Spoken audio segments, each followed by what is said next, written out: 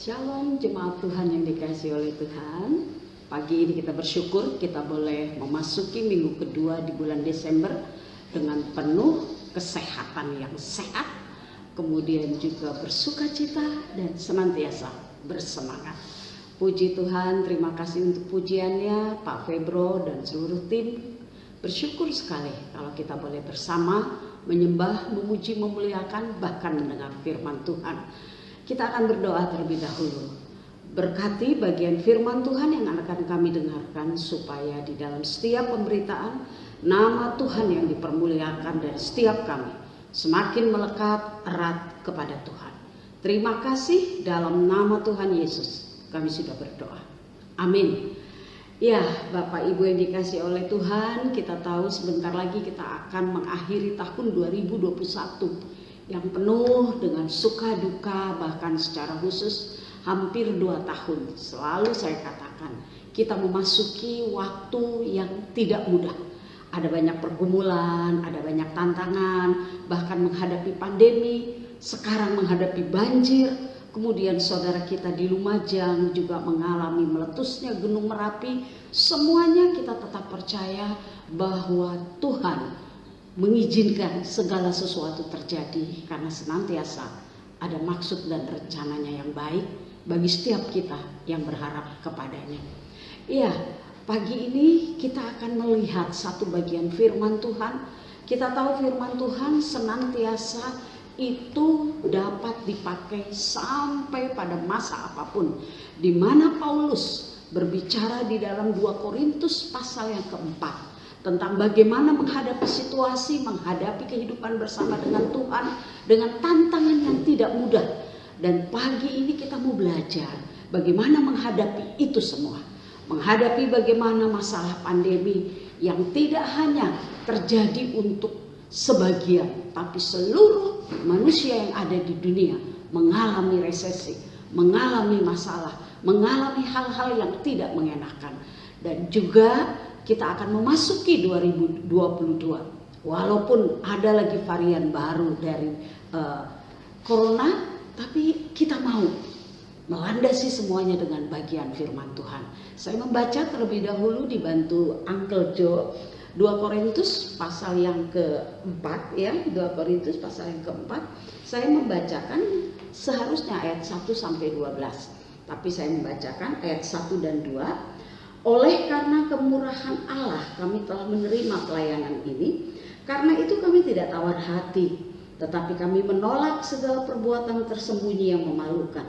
Kami tidak berlaku licik dan tidak memalsukan firman Allah. Sebaliknya, kami menyatakan kebenaran, dan dengan demikian kami menyerahkan diri kami untuk dipertimbangkan oleh semua orang di hadapan Allah. Saya tetap memberitahukan kepada Bapak Ibu bahwa keseluruhan dari pasal 4 ini, dari ayat 1 sampai 12 menjadi pembacaan kita. Baik, pada bagian ini saya langsung membagi 3 bagian. Bagaimana Paulus menghimbau kita di dalam menghadapi tantangan masalah, mengakhiri 2021 dan memasuki 2022 dengan 3 hal yang diberikannya kepada kita. Yang pertama, kita melihat di ayat yang pertama, yaitu dikatakan oleh kemurahan Allah kami telah menerima pelayanan ini, oleh karena itu kami tidak tawar hati untuk menghadapi tantangan, untuk mengakhiri tahun ini dengan penuh ucapan syukur. Paulus meminta kita yang pertama menyadari bahwa kita ini adalah hanya oleh karena anugerah, hanya oleh karena menerima kemurahan Allah. Menyadari kemurahan Allah di dalam hidup kita. Di sini dikatakan ayat yang kelima, mohon maaf, ayat yang ke-7 dituliskan. Tetapi harta ini kami punyai di dalam bejana tanah liat. Apa yang dimaksudkan oleh Paulus di dalam kata harta dan juga bejana? Kata harta di dalam bahasa aslinya itu dikatakan thesaurus, yaitu barang-barang berharga, barang-barang yang sangat-sangat berharga, sehingga barang ini harus dijaga, harus dipelihara, harus disimpan dengan baik dan tidak sembarangan digeletakkan. Seperti Bapak Ibu ada yang menaruh mungkin kartu depositonya, mungkin menaruh perhiasannya di bank, dikunci, dan hanya Bapak Ibu yang mengetahui kunci ataupun cara membukanya. Begitu pula harta yang dikatakan di dalam pasal 4 ayat ke-7 ini. Thesaurus menunjukkan sesuatu yang sangat berharga, bahkan paling berharga di dalam kehidupan manusia. Dan barang-barang berharga itu tidak bisa diletakkan sembarangan.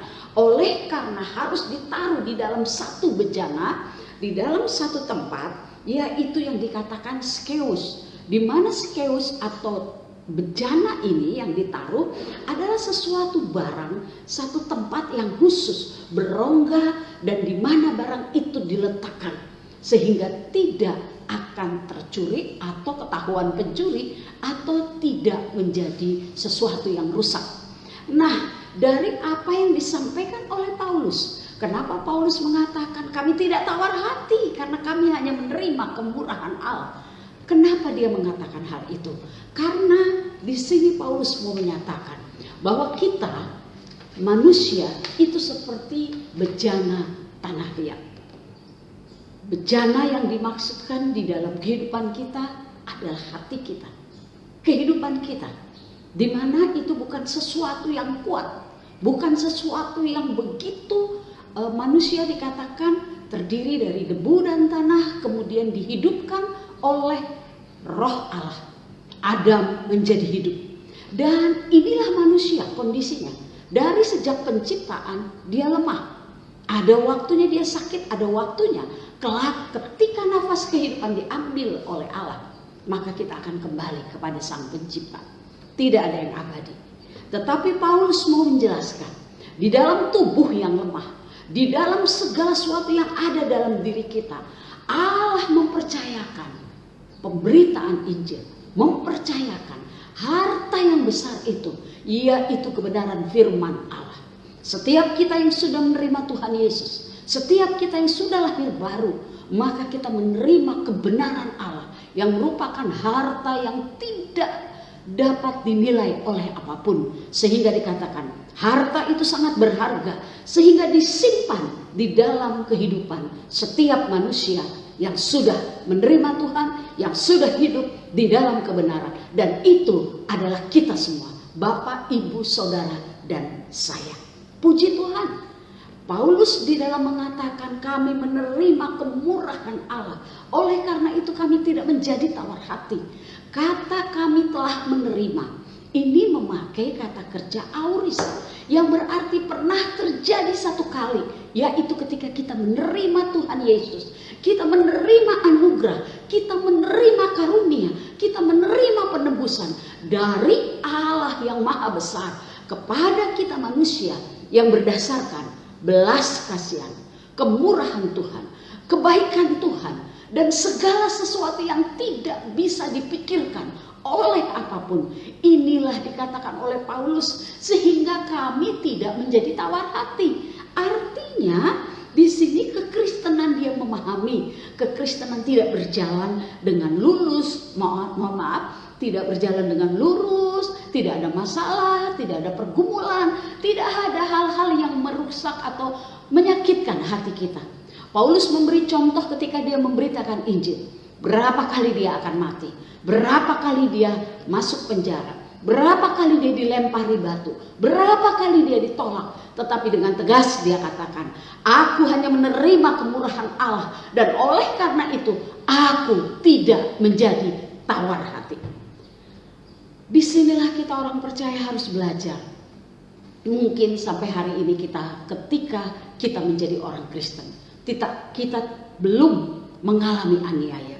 Kita belum mengalami penderitaan seperti yang dialami oleh Paulus, oleh Tuhan Yesus, oleh Stefanus, seperti Stefanus yang mati di rajam batu. Kita belum sampai ke situ. Tetapi kadangkala ada hal-hal yang terjadi dalam hidup kita, baik di dalam pengiringan kita dengan Tuhan. Ada masalah keluarga, ada masalah dengan istri, dengan suami kita, dengan anak-anak kita, dengan teman kita, dengan orang pelayanan kita. Ada masalah yang membuat kita begitu khawatir, begitu sakit, begitu merasa tertekan dan sebagainya. Inilah Paulus katakan, kamu tidak boleh menjadi tawar hati. Karena segala sesuatu yang kamu terima, yang kita terima, hanya oleh kemurahan Allah. Kita hidup hanya oleh karena kemurahan Allah. Tidak ada yang lain. Kita belajar dari Daud. Di tengah ketakutan, kengerian oleh karena dikejar-kejar oleh Saul. Di tengah pergumulan yang dihadapi, dia harus berlari ke sana kemari. Padahal dia dikatakan dia akan menjadi seorang raja. Tetapi hal itu belum terjadi. Tidak hanya sampai di situ, ketika dia sudah menjadi raja, anaknya sendiri mengangkat tumitnya kepada dia.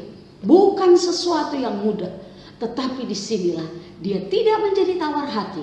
Karena yang memberikan janji, yang memberikan segala sesuatu di dalam kehidupannya, hanya Allah yang maha besar. Begitupun seharusnya yang kita terima di dalam kehidupan kita. Kita tidak boleh menjadi tawar hati. Saya pikir takut, khawatir, ataupun segala sesuatu yang terjadi, boleh aja sih, boleh ya. Tapi jangan sampai itu memenuhi seluruh pikiran kita. Saya bersyukur kepada Tuhan bahwa kita diizinkan oleh Tuhan mengalami masa pandemi yang tidak berkesudahan. Tapi kita percaya ada waktunya semua akan selesai. Karena kita semua diberikan pertolongan oleh Tuhan. Amin ya. Ya, saya mau mengatakan bahwa tawar hati ini adalah sesuatu hal yang sungguh merusak. Firman Tuhan dikatakan, hati yang gembira adalah obat, tetapi semangat yang patah itu menghancurkan tulang. Ada satu cerita, tulis saja, anggap saja, ada malaikat atau malaikat bernama kolera. Dia harus berkeliling dunia untuk menyebarkan kolera dan menimbulkan kematian. Dan pada waktu itu dia melapor kepada bosnya. Bos, saya sudah mengelilingi beberapa negara atau tempat, dan satu tempat saya sudah menaruh kolera di dalam daerah mereka. Ada 80.000 orang yang mati. 20.000 hanya yang saya taruh ke tubuh mereka kolera. Kemudian bosnya bilang, kamu hanya naruh 20.000, kenapa yang mati sampai 80.000? Nah itu dia bos, manusia ini lucu. Saya hanya menaruh 20.000, tapi yang 60.000 itu mati karena ketakutan, karena patah semangat, karena tawar hati, karena khawatir yang berlebihan. Mereka mati bukan karena kolera, tetapi karena semangatnya menjadi patah. Disinilah kita belajar, tawar hati itu membuat kita menjadi tidak bisa berbuat apa-apa. Oke, jadi katakan, saya tidak menjadi tawar hati menghadapi apapun, mengakhiri tahun ini, menghadapi tahun depan, oleh karena Tuhan memberikan kemurahan kepada saya, kepada keluarga saya. Poin yang kedua, kita akan belajar bahwa ayat yang kelima di sini dituliskan, sebab bukan diri kami yang kami beritakan, tetapi Yesus Kristus sebagai Tuhan, dan diri kami sebagai hamba-Mu karena kehendak Yesus. Di sini yang kedua adalah dikatakan oleh Paulus memahami bahwa pusat kehidupan kita, fokus kehidupan kita adalah Tuhan Yesus. Dalam ayat yang kelima itu kata beritakan memakai bahasa asli keruso, yang berarti menyatakan, mewartakan dengan penuh otoritas. Dan kata hamba itu adalah doulos, budak yang mengikat dirinya kepada Tuhan, yang dibawa kemana saja oleh Tuhan, maka dia dengan penuh ketaatan akan tetap memberitakan, akan tetap mewartakan, akan tetap menunjukkan, karena fokus kehidupannya hanya kepada tuannya, yaitu Allah di dalam Tuhan Yesus. Di sini Paulus memiliki hal yang luar biasa, komitmen yang luar biasa. Fokus pelayanan dia hanya kepada Tuhan Yesus. Fokus pelayanan dia bagaimana menyenangkan hati Tuhan melalui seluruh pelayanan dan kehidupannya. Bagaimana dengan fokus kita? Jika fokus pelayanan kita, jika fokus kehidupan kita kepada Tuhan, maka dikatakan kita tidak perlu takut, kita tidak perlu menjadi lemah, kita tidak seperti yang poin 1 dikatakan menjadi tawar hati, oleh karena kita melihat Allah yang maha besar. Saya kemarin mendapatkan, saya membaca di dalam statusnya Ibu Rafika dan saya minta izin kepada Ibu Rafika. Inti daripada perkataan itu yang saya bagi kepada Bapak Ibu jemaat adalah dituliskan, jika masalah pergumulan hidup kamu itu berlomba hendak menjadi prioritas utama di dalam hidup kamu, maka haruslah kita memprioritaskan Tuhan di atas segalanya, sehingga Tuhan dengan kuasanya yang akan menyelesaikan seluruh pergumulan dan masalah yang ada. Amin. Belajar dari Petrus. Ketika dia mengatakan, Tuhan suruh aku berjalan kepadamu, maka Tuhan katakan, ayo berjalan. Dan luar biasa, Petrus berjalan di atas air dengan hanya memandang kepada Tuhan Yesus. Tetapi ketika dia melihat ombak, melihat awan yang gelap, dia merasakan dingin di kakinya, ketakutan datang. Dan dia langsung pelan-pelan tenggelam dan dia mengatakan, Tuhan tolong aku. Tuhan hanya mengatakan, hai kamu yang kurang percaya. Kepada siapa kita fokus? Kepada masalah kita? Kepada pergumulan kita? Kepada hal-hal yang membuat kita tidak sejahtera, yang membuat kita menangis? Atau kita tetap melihat kebesaran Allah, fokus kepada Tuhan, bahwa Dia yang senantiasa setia dan memimpin kita sampai kepada akhir tahun 2021 dan tetap membawa kita ke tahun yang baru dengan penuh sukacita. Pada waktu saya akan ke Papua, saya sungguh-sungguh bergumul karena saya pikir saya baru bulan September ke sana. Tetapi ketika dari alumni meminta untuk saya hadir menyampaikan firman Tuhan untuk perayaan Natal mereka, kemudian ditambah saya menyampaikan firman Tuhan di satu gereja besok Minggu di daerah Skyland. Saya pikir, Tuhan, apakah saya harus pergi dengan keadaan seperti sekarang ini? Saya juga dengar ada Omikron lagi ya. Jadi membuat saya, apakah saya pergi atau tidak? Ditambah lagi banjir yang sudah mulai ada di beberapa tempat di Banjarmasin. Ini membuat saya semakin takut. Dan sampai-sampai saya dikuatkan oleh Pak Ronald. Dan Pak Ronald bilang, Bu, berangkat aja, gak usah takut. Kalau sampai ada apa-apa, kami yang akan bergerak, menolong dan membantu di rumah. Puji Tuhan ya. Dan akhirnya saya berangkat. Dan kami berangkat dulu harus tidur di Surabaya. Masalah kedua, saya diperhadapkan. Jam 10 atau 11 malam, Pak Raymond kesakitan. Asam lambungnya kembali menyerang dia. Dan dia sampai tidak bisa berbuat apa-apa, tidak bisa tidur. Dan dia sudah memutuskan, ayo bawa saya ke UGD saja. Mungkin saya tidak perlu berangkat. Mungkin biar saya dirawat saja di rumah sakit. Saya waktu dengar itu, saya waktu dibangunkan, saya begitu lelah. Saya nggak tahu harus buat apa. Saya hanya diam. Saya mau bersyukur salah, nggak bersyukur salah. Mau marah juga nggak bisa. Dan akhirnya saya hanya diam. Dan saya bilang kepada suami saya, Ray, coba kamu pakai minyak kayu putih atau apa di perut, kemudian minum air hangat pelan-pelan, dan kita bawa bersyukur atau menyembah saja. Dan beberapa waktu kemudian saya dengar suaranya sudah tertidur, suara dengkuran pelan-pelan, dan saya bersyukur kepada Tuhan. Itu hal yang kedua. Kemudian kami akhirnya pagi saya tanyakan, bagaimana? Enak perutnya? Puji Tuhan, enak. Kami berangkat. Dan ketika kami berangkat, saya dengan suami saya minta izin ke Starbucks. Kami merekam streaming ini untuk nanti kami bagikan, kami kirim ke Mbak Upi. Ketika saya menyampaikan firman Tuhan, direkam oleh Pak Raymond di Starbucks itu, Di sebelah saya ada seorang bapak yang mendengarkan. Dia diam dan dia mendengarkan. Setelah selesai, dia datang kepada saya, dia bertanya, dan singkat cerita, saya mendoakan, kami berdua mendoakan bapak ini yang akan berangkat ke Denpasar. Ketika streaming itu dikirim ke Mbak Upi, ternyata lupa dimasukkan ke file sehingga tidak tersimpan. Mau bilang kecewa, mau bilang aduh Tuhan waktunya kapan lagi. Tetapi saya melihat satu hal, bahwa ketika kita fokus kepada Tuhan, maka kita memahami bahwa firman Tuhan pada pagi yang saya dan yang Pak Raymond rekam, ternyata secara khusus disampaikan untuk Bapak yang dalam masalah. Dan dia menuliskan WA kepada saya, bagaimana dia dikuatkan, bagaimana dia belajar untuk tidak tawar hati.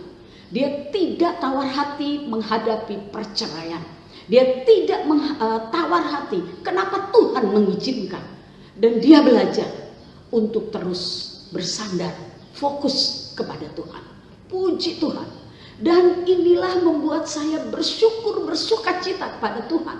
Ketika kita hanya melihat segala hidup kita adalah dari kemurahan demi kemurahan, adalah dari kebaikan, dari kesetiaan kepada kesetiaan yang diberikan Tuhan kepada kita. Kita terus memandang Tuhan di dalam setiap pergumulan hidup kita, maka kita melihat bahwa Tuhan yang memberikan kekuatan kepada kita. Senantiasa ada hal-hal yang terus Tuhan nyatakan dalam hidup kita. Saya senang dengan apa yang kita baca di dalam kitab Ayub. Kehilangan segala sesuatu, harta, anak, bahkan kesehatannya. Tetapi dia terus memandang kepada Tuhan dan dia menyatakan, ketika aku masuk di dalam proses kehidupan, dalam ujian, maka aku akan timbul seperti emas. Karena dia percaya penebusku hidup. Satu lagi kesaksian, saya bersyukur sekali. Kemarin sempat ngobrol sedikit dengan Pak Halim. Ketika saya tahu bahwa di pabrik alatnya tidak jalan, kemudian forkliftnya juga melesek ke tanah, satu hari pabrik tidak berjalan. Kita tahulah ya, kami tidak mengerti, tapi kita tahu kalau ada alat di pabrik tidak berjalan, tidak produksi, tentunya ini menjadi hal yang tidak mudah. Kemudian saya menuliskan kepada Pak Halim, Pak, sabar ya, hadapi semuanya dengan penuh ucapan syukur, karena kita tahu pasti ada sesuatu yang Tuhan mau nyatakan, ada kebaikan Tuhan. Kemudian Pak Halim menjawab, Bu, saya sudah biasa menghadapi masalah-masalah yang Tuhan izinkan. Seperti itulah ya bahasanya. Tetapi saya hanya bawa bersyukur. Saya percaya Tuhan yang akan membereskan dan menolong saya. Amin. Inilah ungkapan syukur, ungkapan iman dari kita semua yang sungguh berharap kepada Tuhan. Kemudian ayat terakhir yaitu ayat yang ke-7. Di sini dituliskan bahwa tetapi harta bejana, harta ini yang kami punya dalam bejana. Tetapi Injil, berita firman Tuhan, kebenaran yang ada di dalam tubuh kami yang lemah ini, supaya nyata bahwa kekuatan Allah itu melimpah-limpah. Poin yang ketiga, ini dikatakan kita harus menyadari bahwa kekuatan kita hanya dari Allah datangnya. Kata kekuatan memakai bahasa asli dunamis yang menyatakan bahwa di sini kita melihat kekuatan dunamis adalah sesuatu yang berlimpah, nggak ada batas. Kekuatan yang seperti ledakan yang luar biasa. Dan itu hanya bisa kita terima ketika kita connect, ketika kita ada di dalam hubungan bersama dengan Tuhan. Saya katakan minggu yang lalu, orang yang takut Tuhan adalah bukan orang yang merasa ketakutan, orang yang merasa takut dihukum, takut mengalami ini, takut mengalami itu. Tetapi orang yang takut akan Tuhan adalah orang yang memiliki koneksi, memiliki hubungan, memiliki relasi. Sehingga dia tahu kebenaran Allah, tahu kemurahan Allah. Dan dia menyatakan respek, hormat, penghormatan, pengagungan Itulah bentuk yang dikatakan takut akan Tuhan. Banyak di gereja yang takut akan Tuhan, tetapi mereka tidak menyatakannya di dalam kehidupan mereka sehari-hari. Mereka tidak menunjukkan respek sebagai orang yang takut akan Tuhan, karena tidak terkonek. Hanya punya rasa takut akan Tuhan aja. Waduh, kalau nggak gini saya mati. Waduh, kalau nggak gini saya nanti dihukum. Waduh, kalau saya nggak buat ini nanti bangkrut, nanti sakit. Tetapi orang yang takut akan Tuhan menyadari kekuatan hanya dari Allah, sehingga ketika menghadapi apapun dia tahu bahwa dia memiliki kekuatan yang daripada Tuhan. Lihat para murid, ketika mereka belum menerima kuasa Tuhan, mereka ketakutan, mereka kecewa, mereka seperti anak ayam yang berlari ke sana kemari. Ada yang menolak, ada yang sembunyi, ada yang tidak mengaku. Karena Allah yang mereka sembah itu mati. Dan waktu itu belum bangkit. Ketakutan. Tetapi lihat, ketika Yesus bangkit dan naik ke surga menurunkan Roh Kudusnya, mereka menerima kuasa, pencurahan Roh Kudus. Mereka menjadi orang yang berbeda. Mereka bersuka cita, mereka berapi-api, mereka bersyukur, mereka tidak takut. Bahkan Stefanus menjadi martir pertama, menunjukkan kasih kuasa Allah kepada orang yang membunuh dia. Inilah kekuatan yang ada. Lalu ada yang bilang, Bu, kok saya nggak punya? Saya selalu jatuh, saya selalu bermasalah, saya tidak menang. Setiap pergumulan masalah saya tidak menang. Saya mau katakan, periksa kedekatanmu dengan Tuhan. Periksa hidupmu bersama dengan Tuhan. Sejauh mana menempatkan prioritas Tuhan dalam hidupmu. Sejauh mana mengalami kebenaran, memandang kebenaran, dan juga mengerti siapa kebenaran yang ditaruh di dalam hatimu. Apakah kita sudah sungguh-sungguh mencari Tuhan? Apakah kita sudah sungguh-sungguh mengenal kebenaran? Apakah kita memiliki waktu pribadi dengan Tuhan? Apakah kita membaca firman dan juga kita menyelidiki dan kita merenungkan? Apakah doa-doa kita memiliki kedekatan kepada Tuhan? Bagaimana di dalam penjabaran hidup kita? Sebagaimana yang dikatakan oleh Bapak Gembala Senior, bahwa kasih Kristus yang kita terima, yang sudah kita terima ketika kita percaya, harus menggerakkan kita untuk mengasihi saudara-saudara kita, untuk bisa memberi, untuk bisa berbagi, untuk bisa sepenanggungan, untuk bisa melihat seperti Tuhan melihat. Berikanku hati, berikanku mata, berikanku kaki seperti Yesus. Oleh karena kita ini kalau nggak ada Tuhan, kita nggak bisa apa-apa. Kita nothing di hadapan manusia. Saya sering mengatakan bahwa Emi ini manusia biasa, nggak bisa apa-apa. Tapi oleh karena kekuatan Tuhan, oleh anugerah Tuhan, oleh pertolongan Tuhan, maka Emi menjadi kuat, maka Emi menjadi mampu, maka Emi menjadi bisa, maka Emi bisa melewati setiap masalah pergumulan yang dihadapi. Ingat bagian firman Tuhan yang saya sampaikan pada hari Minggu yang lalu, Ulangan 10 ayat 11 sampai 13. Dikatakan ayat yang ke-11, ketika Israel mengalami kejatuhan di dalam dosa, maka Tuhan mau membunuh mereka. Tetapi kemudian mereka memohon ampun lewat Musa hambanya. Tuhan mendengar, Tuhan melihat pertobatan mereka. Dan Tuhan kembali memberitahu kepada mereka dengan bahasa saya, oke, kamu saya ampuni. Saya tetap memegang janji saya yang sudah saya janjikan kepada nenek moyang kalian. Hari ini bersiaplah, berjalanlah, masukilah negeri itu dan dudukilah negeri itu. Janji Tuhan gak pernah batal kepada kita. Dia menyertai, dia menolong, dia memberikan segala yang baik, dia menjawab doa, dia memberikan penghiburan, dia memberikan segalanya. Oleh karena itu kepada kita semua, hai jemaat DSCM Banjarmasin, bersiaplah mengakhiri 2021. Masuki, berjalan di 2022. Masuki, duduki setiap apapun yang kamu hadapi. Dalam arti 2021 aku sudah memberkati menolong kamu. 2022 kamu akan masuk ke dalam tahun di mana Tuhan memberikan kekuatan, di mana Tuhan tetap memberikan kemurahan. Hadapi semua pergumulan, hadapi semua tantangan, hadapi semua masalah, dan kuasai tantangan itu, dan kalahkan tantangan itu, karena Tuhan memberikan kekuatan kepada kita. Amin. Amin. Ya, sebelum saya tutup, saya ingat ada beberapa kita yang akan masuk liburan. Sebelumnya mungkin juga sudah berlibur ya, ke Bali ya. Kita lihat orang yang berselancar di laut. Itu kan ombaknya gede banget, tapi kan mereka mainnya enak banget, kayak berayun-ayun di atas gelombang yang gede itu.